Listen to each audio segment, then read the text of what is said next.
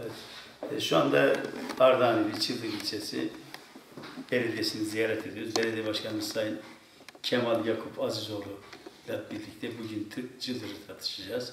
Özellikle Londra'yı Pekin'e bağlayan Tiflis Demiryolu da bu topraklardan, bu coğrafyadan geçiyor. Ve uzun süredir siyasilerin malzemesi olan Aktaş Sınır Kapısı'nı konuşacağız. Bir de bir festival arkada bıraktık. Öncelikle başkanımız geçmiş olsun. Bir festival bıraktık arkada. Çok teşekkür ederim. Bize festivalden biraz bahseder misiniz? Festival 15.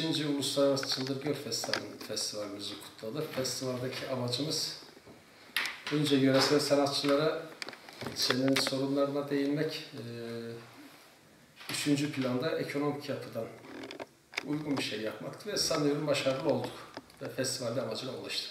Festivalde bir konuşma yaptınız tabii. Herkes etkilendi. Bütün konuşmanızı Aktaş'a odakladınız. Çünkü altyapısının çok eksik olduğunu, Aktaş açılsa bile burada bu bölge insanın para kazanamayacağını anlattınız. Evet. Şu tekrarını alalım. Yani bunu tekrar bunu kendi Birikim TV'de dinleyicimize aktaralım. Ben onu söyledim. Çıldır'ın kurtuluşu 3 tanedir. 1. Aktaş Sınır Kapısı. 2. Turizm. Maalesef imara kapalı bir gölümüz var. Dünyanın sahil göllerinden bir tanesi. 3. Meslek yüksekokulumuz. Çocukların gideceği bir kafeterya yok. Aktaş Sınır Kapısı şu anıyla açılsın, sadece tır kapısı olacak. Biz sadece tırlara bakacağız. Başka hiçbir şey yok.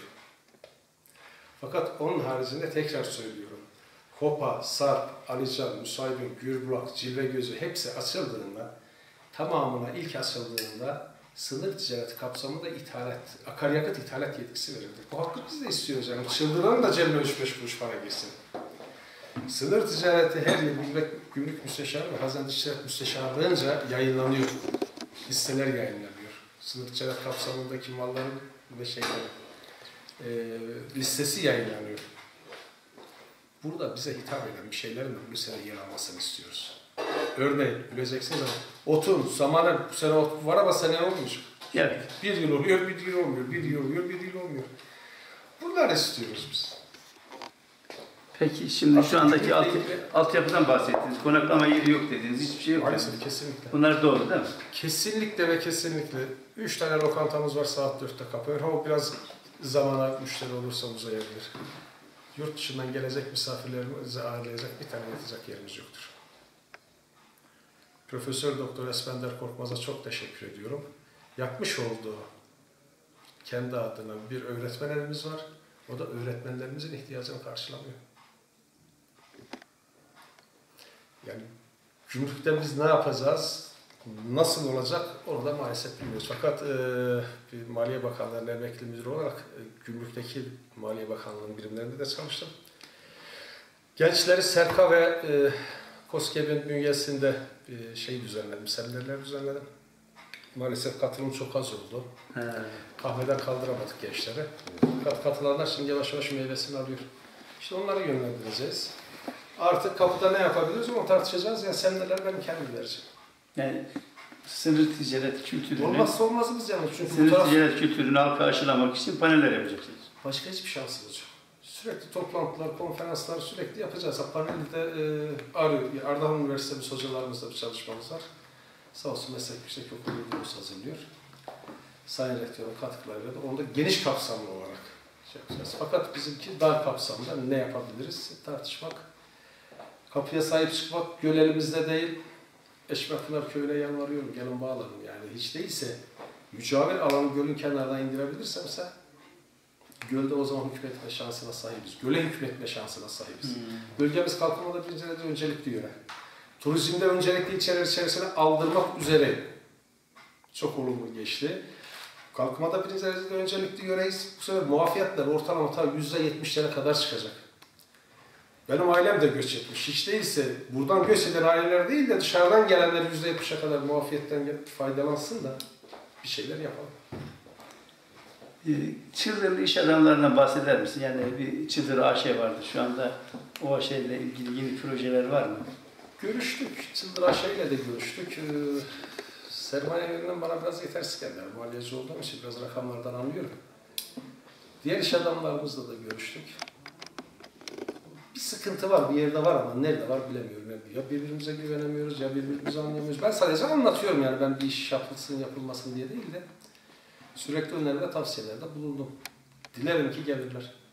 Yeni her belediye başkanının kendine göre bir iş planı vardır. Tabii. Sizin sivil toplum kuruluşlarıyla bundan sonra nasıl çalışmayı düşünüyorsunuz?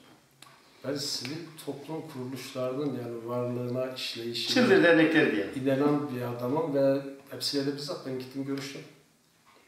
Biraz hayal kırıklıklarım var, onlar artık açık açık söyleyeyim. Ben hepsiyle derneklerden ben gittim görüştüm. 2 sefer davet ettiler, gittim. Konuşulanlar da hikmetse hep o masada kalıyor. Ama bir şey yapmamız lazım, bir yerden başlamamız lazım. Pek ümitli değilim. Derneklerin de çok ekonomik yönde çok büyük sıkıntılar var yani, orada şeyler oluyor yani. Esfender Hoca bir kültür merkezi yapmayı düşünüyor da bir imar sorunu mu var? Sayın hocamız babasının adına, kendi babasının toprağına bir kültür merkezi yapacak. Hemen hemen hocamın istediklerini çözdük, kamulaştırma hariç. Bir de kendi adına bir park yapacak. Çünkü ilçede parkımız yok maalesef. Sancakbeyliği olan Çıldır'da lafa geldiği zaman mangalda kül bırakmıyoruz. Çıldır Sancakbeyliği. Bir parkımız yok. Gölün kenarında oturacak bir tabure yok. Hayvancılık bölgesiyiz. Nüfus oranlamasına göre hayvanın en bol olduğu Çıldır'da hayvan pazarımız yok. Şehirler arası garımız yok. İlçeler arası garımız yok. Minibüsleri çekecek bir garajımız yok. Emekli olduk, Maliye Bakanlığı'ndan geldik. Sözümüz sözdür. Bir dönem elimizi taşın altına koyacağız. Onun için geldik. Kurulu düzenimizi bıraktık. Ofisimi kapattım, geldim. Ben mali müşavirim. Yani az kaldı, bu kış sezon bitiyor da bu sezonda neler yapacaksın belediye olarak? Şu anda itfaiyemiz yoktu, onu temin ettik. Vidajörümüz yok, onu da aldık. Ben Sayın Çevre Bakanımıza çok teşekkür ediyorum. Bey, saygı ve hürmetlerimi sunuyorum. Bir yarım otobüs projemiz var. Yılbaşına kadar gelecek bir büyük şehir belediyesinden. Şimdi açıklamayayım, bir kardeş belediye şansımız var. Hayvan pazarı ve şehir arası otogarımız, garajımız yani. Ne gariptir ki devletin tapulu, dapa gösterdiğim yerini geldi şahıslar tel örgü çekmiş. Bu benim yerimdir. Devlet Çok garip bir çelişki, çok garip bir şey. Yani devletin tapulu yeri, gelmişin şimdi onunla uğraşıyoruz. DAP'a, Doğu Anadolu'nun her yeri üyeydi, 2 yıl üye değildi. Bir damal, bir Çıldır. DAP'a üye olabilmek için 2 sefer Ankara'ya gittim, 2 sefer Erzurum'a gittim daire başkanlığı. En sonunda yaptık. Projemizi geçirdik. Şimdi yer göstereceğiz, şimdi yerimiz işgal edildi. Yer bizim de değil, köy hizmetlerinden kiraladık. 25 yılda. Kiralamış. İmarımız içler acısı. Şu ana caddenin haricinde Çıldır'da imar yok. Şu gördüğünüz okul, lisemiz hepsi imarcı. Şu hemen yolun arka tarafında imar yok. Çıldır'ın kurtuluşu arsa üretimidir. İmarı 1/1000'lik değil, 1/5000'lik yapacağız. Arsa üreteceğiz. Ben borçlanacağım. Borçlanayım git. Buna borçlanmak benim için onurdur. Ben Çıldır'ın önünü açacağım. Ve iddialıyım. Peki. Ben teşekkür ederim.